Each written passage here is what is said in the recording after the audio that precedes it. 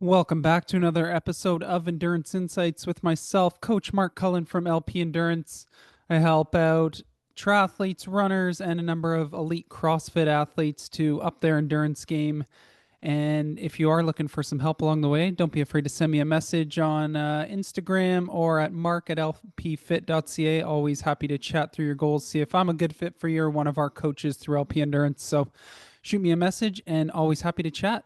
Okay, today I'm going to cover an important one and one that I think people get confused on a lot. And we're going to run through zones, so training zones today. And my anchor for today is really going to be teaching people how to understand the feel of certain zones because that is so important. And a piece that I find, especially newer athletes coming into the sport now, miss the mark on just because there's so many pieces of data. The first thing you get is a power meter and a Garmin watch and a heart rate monitor, and you're going off of what Garmin is telling you. And we know Garmin is one of the biggest assholes out there. You can do all the work you want and it's still unproductive. So, I think what people need to get back to is realizing that the RPE is maybe the most important thing and the one thing that you can always trust on. Every now and then there's a few instances I'll give along the way where RPE you can't use it as much if you got maybe early in a race and there's caffeine at stake and things like that, where you maybe need to use some of the data to hold you back to calibrate the RPE so you can get dialed in for the back half of the race. But for the most part, I think learning RPE, and I'm going to use the 5 zone model today, and I'll also refer it back to the 3 zone model for some people that use that. But we're going to go through all of the zones today, talk a little bit about what they should truly feel like, and then I'll give some pieces around RPE and cycling FTP percentages and race distances you might see within each of these zones, so you can start to better understand what's going to be sustainable for different distances and what the intent of each of these distances is. So let's start with zone 1. So we're talking zone 5 model here. Zone 1 is typically what we call the recovery zone.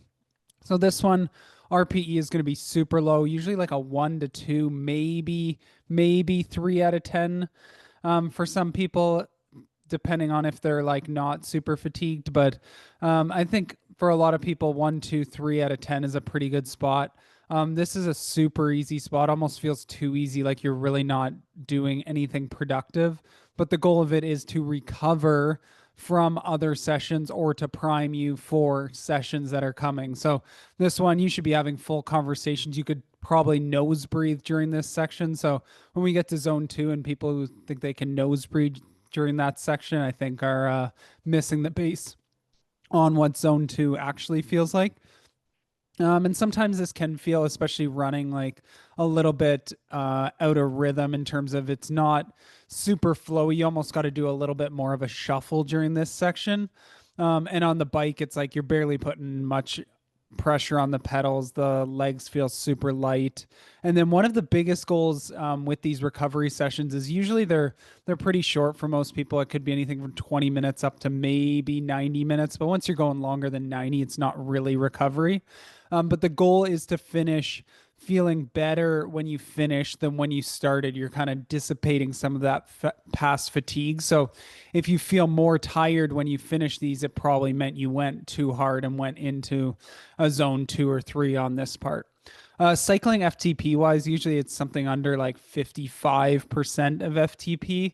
A lot of times when I'm doing this, it's more in the like 40 to 50% of FTP. And I'll be doing this after some hard days to sort of flush out the fatigue. Or if I'm coming back off a race, maybe my first 1 or 2 rides are super easy to just recalibrate the body to doing this. For the most part, you're never really going to race at this distance. Most races are, even if you're doing like ultra races and things like that that are super long, or Ironmans and stuff like that, that they're still going to be up in zone 2. So zone 1 recovery has its sort of spot, but definitely remember it's easy to go too hard on these. So just keep it super chill. Next one is zone 2. So we're still talking zone 5 in the 5 zone model here.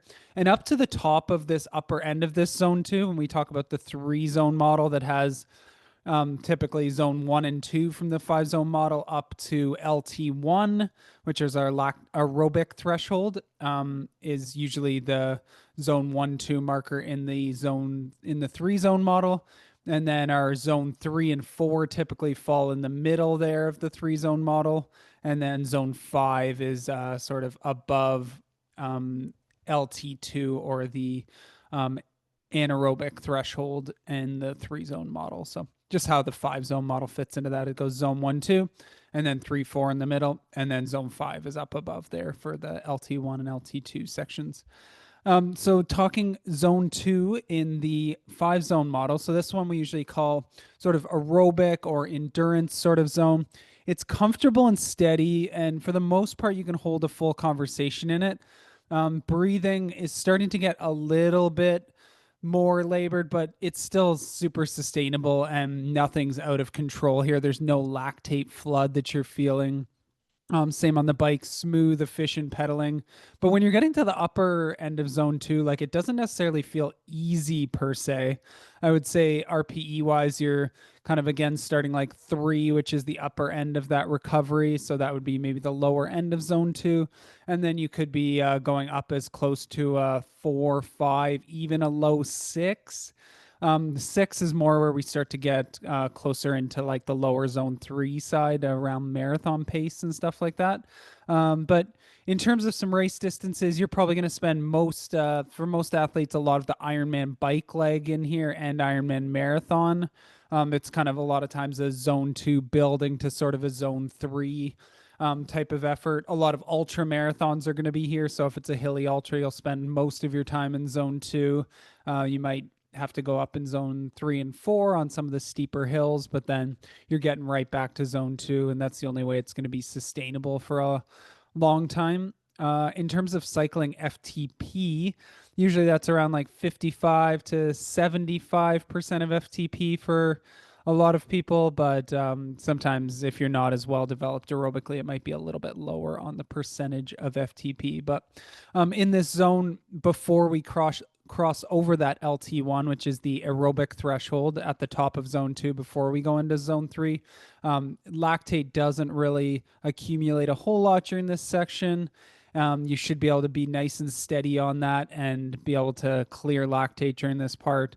And again, breathing pretty in control. But when you're in upper zone 2, you're going to have to keep some focus to stay on the pedals or to sort of stay on the pace. But it's a nice rhythmic spot where you can get, especially on the running side of things as well. So great spot for like some long aerobic, long runs or long bikes where you can do a lot of work at this part. And because you haven't blasted the muscles or accumulated a lot of lactate or burnt through large amounts of carbs, you can recover really quickly from this, which is why a lot of times it is a magic zone for a lot of people.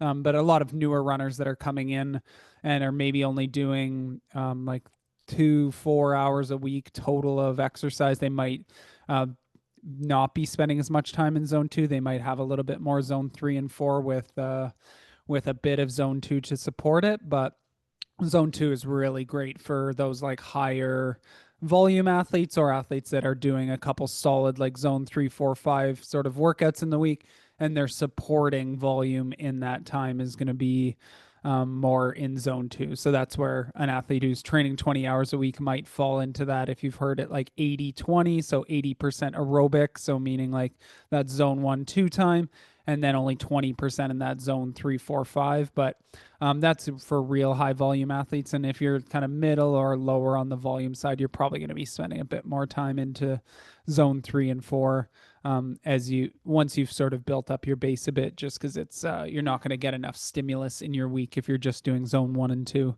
It's a great spot to start in the first couple weeks, maybe for somebody who's just getting used to like the load of running and stuff like that. But to make physiological changes, you're probably going to need a little bit more stimulus than that.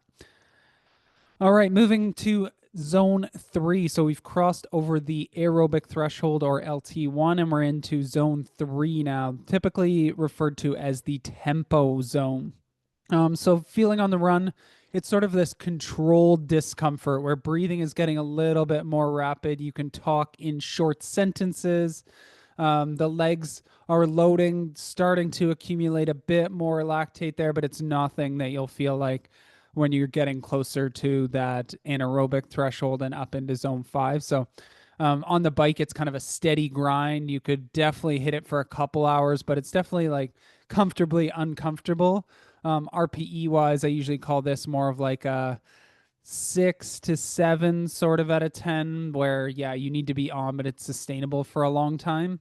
In triathlon, you're going to see a lot of time in like the half iron sort of bike and run in this section. For running, you're going to see your like marathon and half marathon sort of in this section. So marathon's usually going to be more like a lower zone 3. Half marathon's going to be more of an upper zone 3, approaching sort of zone 4 threshold area. When we talk about cycling FTP, this is more in the like 76 to high 80s sort of section of percentage of FTP. An awesome zone in terms of building like strength and durability and race specific stuff. But it's one, if you are doing higher volume and you just live here too often and you turn a lot of your zone 1, 2 stuff into zone 3 on your easy days, then it's where you can risk getting super tired or injuring yourself because you're not truly getting the high intensity gains that you're looking for, because you're probably, especially again, I'm hammering this home that you're doing it on kind of days between key workouts if you're spending zone 3 time there. If it's a zone 3 workout, awesome. Hit that with quality and then have your zone 1 or 2 sort of recovery days between. But if you're doing zone 3 on those other days, you're probably not hitting your quality days quite as well.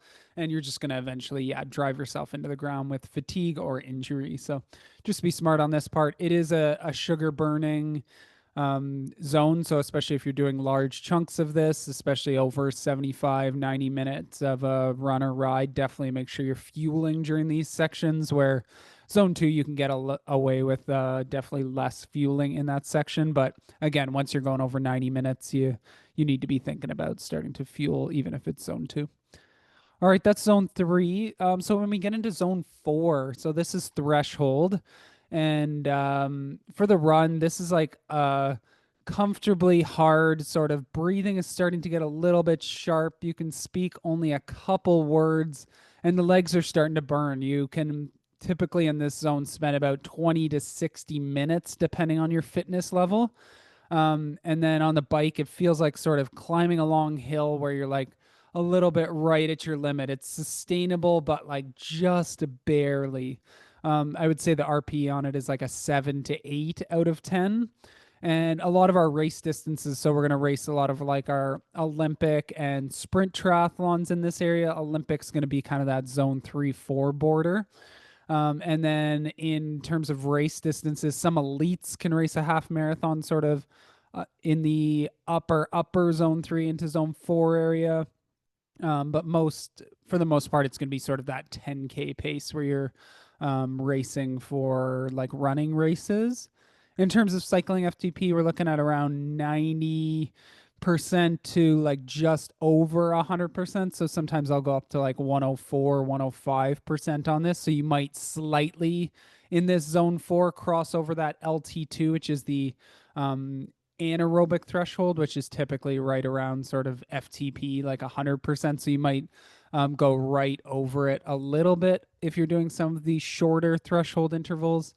But this is sort of the red line, and lactate is, we can only, like I said, we can only sustain this for 20 to 60 minutes. Tempo we can do probably for a couple hours. But lactate, the higher we're in this section here, is going to be accumulating a little more rapidly, and you're burning more carbs in this section and hammering the muscles more, which is why it's not sustainable for as long. So obviously, the easier the zone, the longer you can sustain it for before eventually crashing out.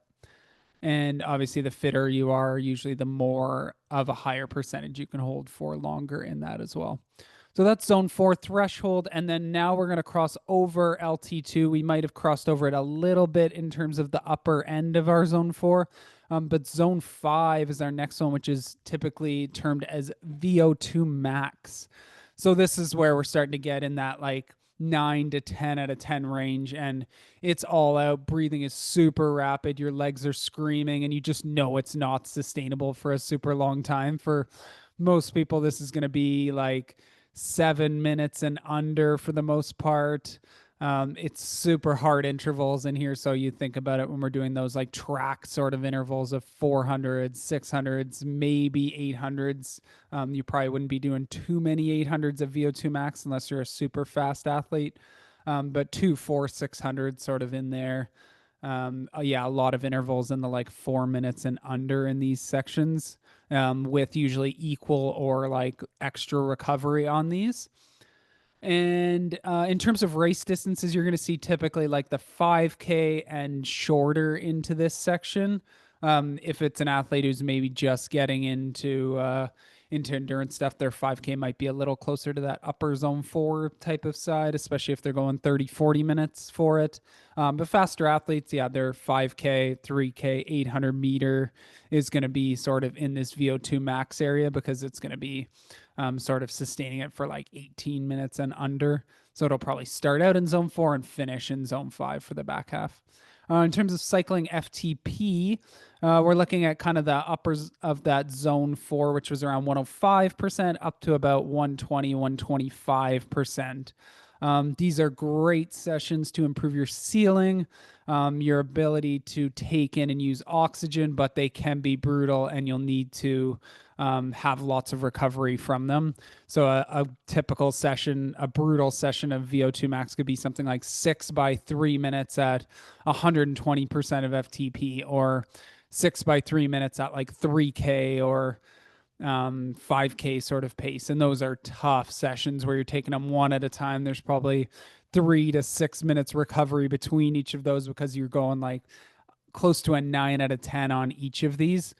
Some people will use zone 6, which is called anaerobic, which is meaning like usually for FTP, like 125%. They're like these microburst intervals of typically like 30 seconds and below, where you're literally like almost going to max and you have like probably double to even 5 to 10 times recovery on each of those.